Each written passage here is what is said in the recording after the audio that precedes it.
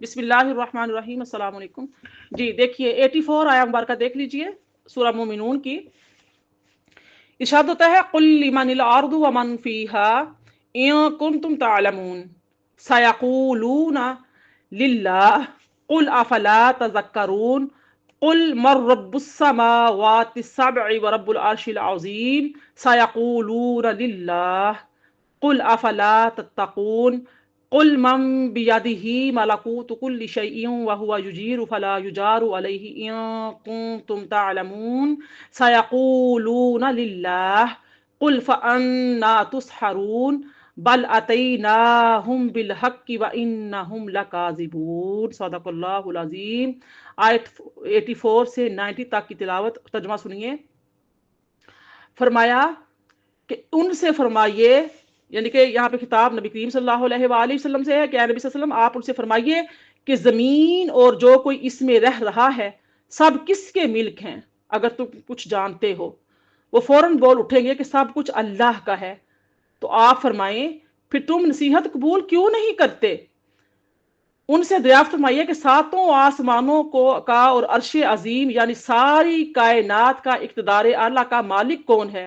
सयक़ूलून लिल्लाह, तो वो फौरन कहेंगे कि सब कुछ अल्लाह का है। अफला तत्तकून, तो आप फरमाएं कि फिर तुम डरते क्यों नहीं हो। सुभान अल्लाह। आप देखिए 84 की तफसीर को देख लीजिए। यानी कि अब इन आयतों में अल्लाह ताला की ज़ात जो मैंने तिलावत की है 84 से 90 तक की, तो इनमें अल्लाह ताला यानी कि इन आयतों का रद्द करना मकसूद है जो मरने के बाद दोबारा उठने का इनकार करते हैं। जो लोग यानी कि यकीन नहीं रखते, वो कहते हैं मरेंगे, मर के मिट्टी हो जाएंगे, मिट्टी हमारी हवाएं उड़ा लेके जाएंगी, गल सड़ जाएंगे। इन मुशरिकीन का रद्द करना मकसूद है जो बुतों की परस्तश करते थे। क्योंकि जो मुशरिकीन हैं मक्का में अल्लाह ताला का इकरार करते थे और कहते थे कि हम बुतों की इसलिए इबादत करते हैं कि वो हमें अल्लाह ताला के करीब कर देंगे।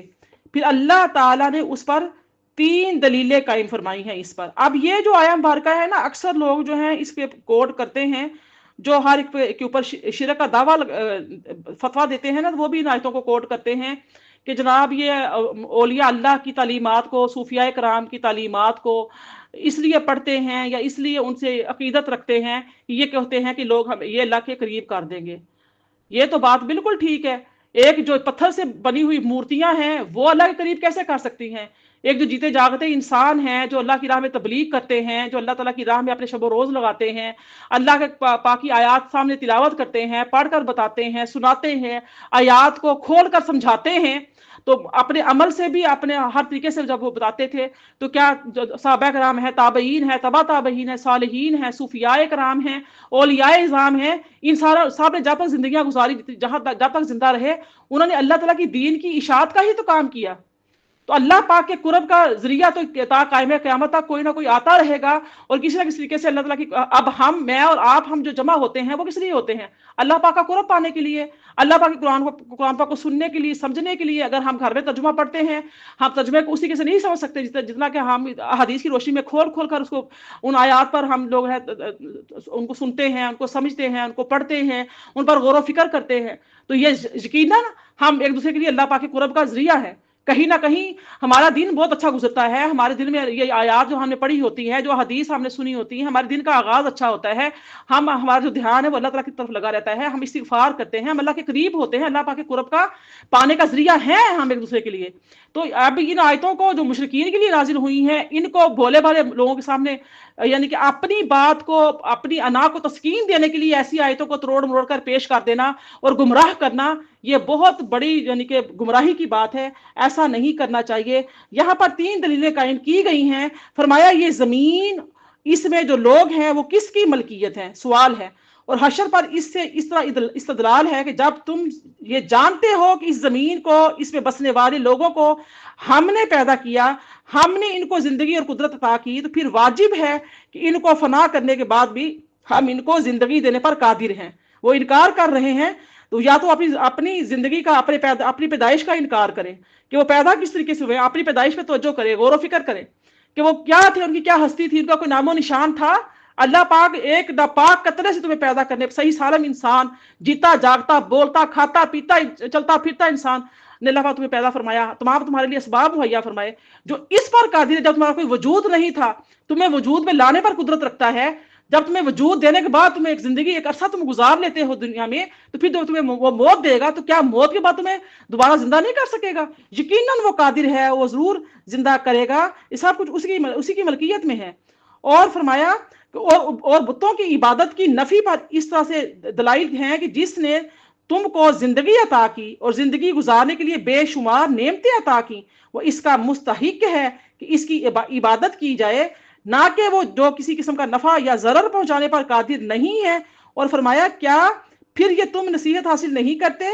इसमें उनको गौर फिक्र और तदब्बर करने की तरगीब दी है ताकि वो जान ले कि उनका बुत परस्ती करना इंसाफ से दूर और बातिल है। फरमाया 7 आसमानों का रब कौन है, अर्शे अजीम का रब कौन है? यानी जब तुम ये मानते हो कि अल्लाह ही 7 आसमानों और अर्शे अजीम का बनाने वाला है, वो तुम्हें मरने के बाद जिंदा क्यों नहीं कर सकता? सवाल। और 7 आसमानों और अर्शे अजीम को बनाने वाला इबादत के लायक है या पत्थर के वो बेजान मूर्तियां जो किसी चीज को पैदा नहीं कर सकती? फरमाया क्या फिर तुम डरते नहीं हो? इसमें यह तंबीह है कि आखिरत में अल्लाह के अजाब से वही बच सकता है जो मरने के बाद दोबारा जिंदा किए जाने पर ईमान लाए और बुतों की परस्तश को बातिल करार दे, यानी कि उसको बातिल करार देकर क्या करे, उसको तर्क कर दे। अब देखिए फरमाया कि किसके हाथ में सबकी सल्तनत है। जिसको अल्लाह पाक ने इख्तिदार दिया है, कोई ओहदा दिया है, मनसब दिया है, अल्लाह पाक ने रिज़्क़ की फरावानी की है, दौलत जो भी दिया है अल्लाह पाक की तरफ, फरमाए कि वो किसकी मलकियत है, कौन है, किसकी मलकियत है? कुल मम बियदिही मलकूतु कुल्लि शैइन व हुवा युजीरु वला युजारु अलैहि इन कुंतुम तालमून। 88। ए नबी सल्लल्लाहु अलैहि वसल्लम आप इनसे फरमाइए कि वो कौन है जिसकी दस्ते कुदरत में हर चीज की कामिल मलकियत है, जो पनाह देता है और जिसके खिलाफ कोई पनाह नहीं दी जा सकती अगर तुम कुछ जानते हो। और फरमाया सयक़ूलून लिल्लाह कुल फअन्ना तुसहरून। आयत 89। वो फौरन कहेंगे ये सब शाने अल्लाह ही के लिए हैं। तो आप फरमाएं फिर तुम्हें कहां से जादू की तरह फरेब दिया जा रहा है? बल अतैनाहुम बिल हक़्क़ि व इन्नहुम लकाज़िबून। आयत 90 है, बल्कि हमने उन्हें हक पहुंचा दिया और बेशक वो झूठे हैं। अब देखिए फरमाया कि किसके हाथ में सबकी सल्तनत है।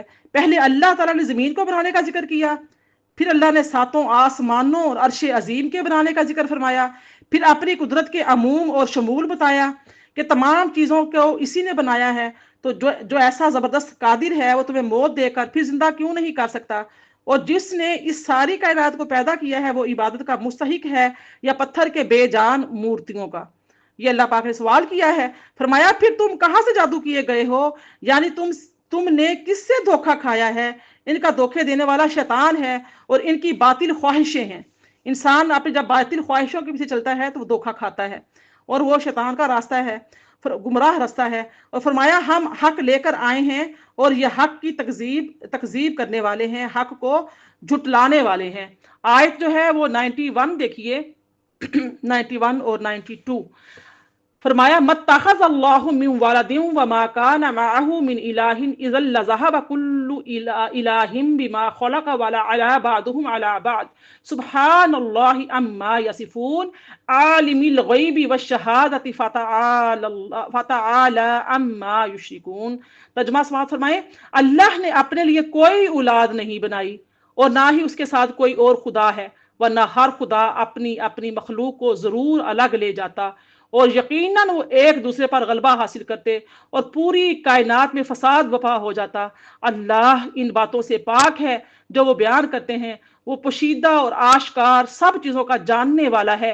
सो वो उन चीज़ों से बुलंदो बरतर है जिन्हें ये शरीक ठहराते हैं। सदक़ल्लाहुल अज़ीम। अब देखिए कि यहाँ पर अल्लाह ताला की ज़ात ने कितना प्यारा नुक्ता बयान फरमाया है कि ये जो लोग हैं अल्लाह ताला के 2 दावे हैं कि एक दावा ये फरमाया कि इसकी कोई औलाद नहीं, और इसमें उन मुशरिकीन का रद्द फरमाया जो कहते हैं कि फरिश्ते अल्लाह की बेटियां हैं। दूसरा दावा यह फरमाया कि इसके साथ कोई इबादत का मुस्तहिक नहीं है। इसमें उन मुशरिकीन का रद्द फरमाया जो बुतों को भी इबादत का मुस्तहिक कहते हैं। और यह भी हो सकता है कि इस आयत से ईसाइयों मजूसियों का रद्द मकसूद हो, क्योंकि ईसाई हज़रत ईसा को अल्लाह का बेटा कहते थे और मजूसी ये कहते थे कि इबादत के 2 मुस्तहिक हैं, یزداں خالق خیر ہے اور ہر امن خالق شر ہے۔